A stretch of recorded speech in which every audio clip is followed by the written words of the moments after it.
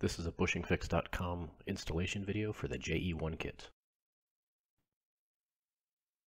For this cable, it has a two-piece bushing, as a rubber surround piece with a plastic inside piece which tends to break.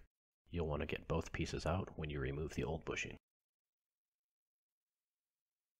Take the new bushing and use your thumb and press it in from the top.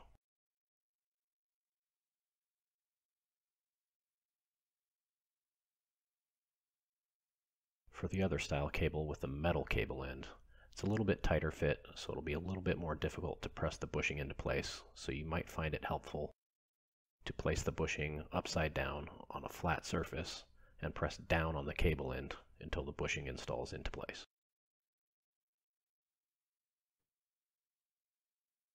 Use a small amount of the included grease on the transmission lever ball. And snap the cable into place. And that's it, you're done. Thanks for watching.